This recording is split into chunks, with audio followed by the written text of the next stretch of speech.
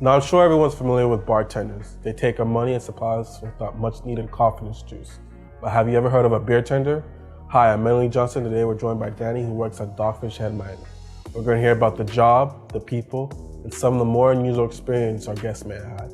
So Dani, what is beer tending? How does it differ from traditional bartending? So beer tending is, there's a little more to just pouring the beer into a glass and serving it. Obviously, if you want to be pragmatic about it, essentially that's what it is.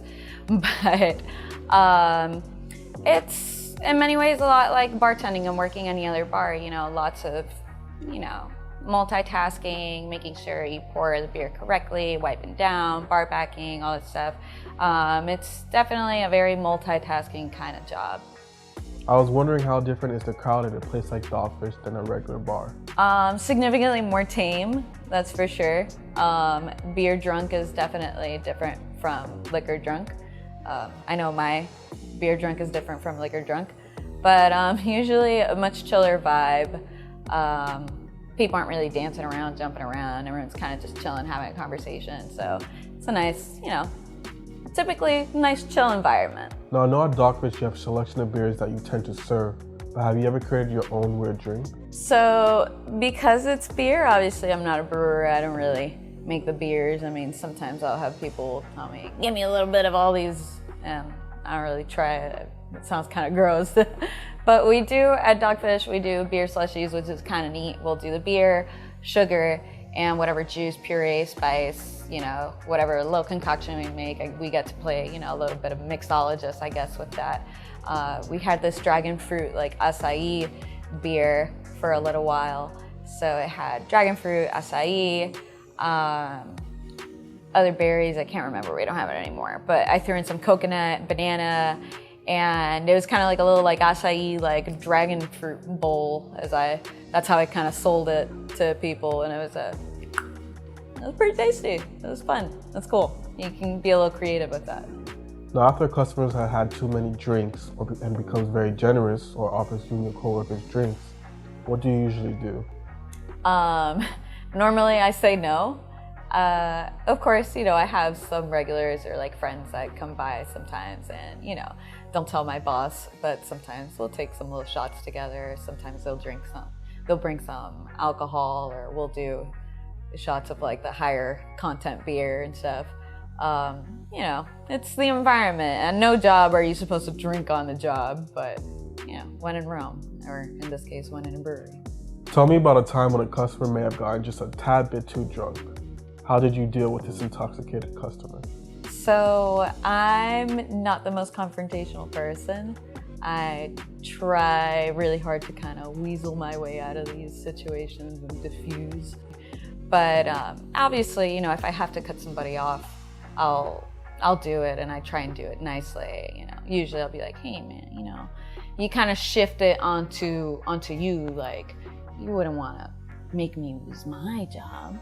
But it doesn't happen too often. There are a couple of customers that it's happened before with that they will need to be cut off, and they'll ask me for something, and what I kind of do is I kind of confuse them a little bit, and I'll be like, yeah man, I'll be right back.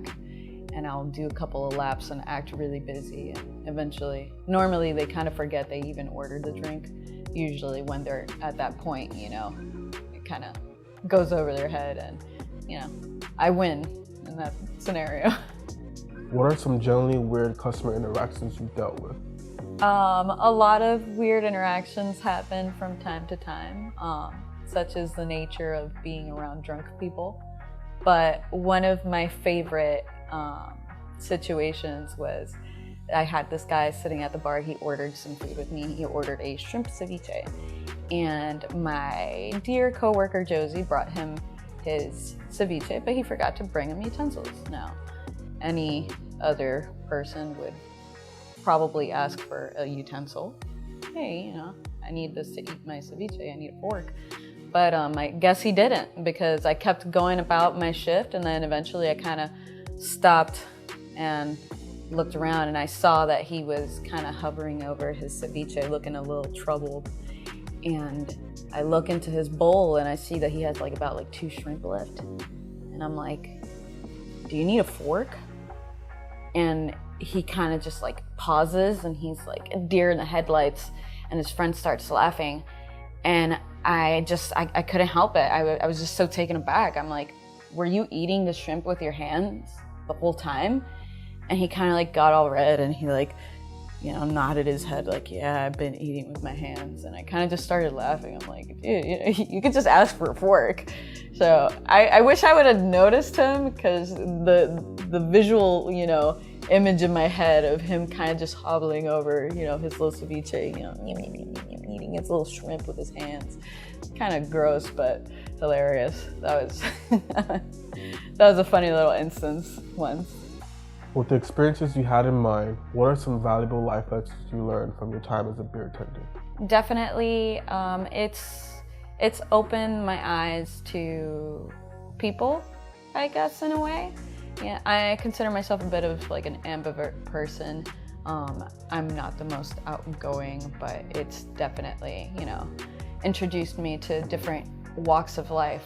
You know, there's this romantic aspect to working at a bar, you know, and the kind of environment where, you know, people drink, their inhibitions lower a little bit, and in a way they kind of show you a little, you know, more personal side of them. And, you know, you get to hear all these stories and meet all these sorts of different people.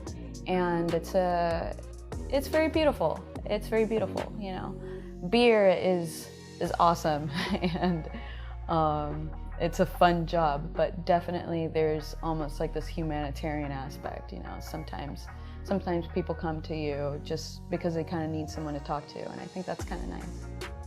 All right, well, that was certainly an eye-opening look into a new side of drinking. Thank you for joining us, and thanks for tuning in. And remember, don't forget to enjoy life, and most importantly, enjoy your suds.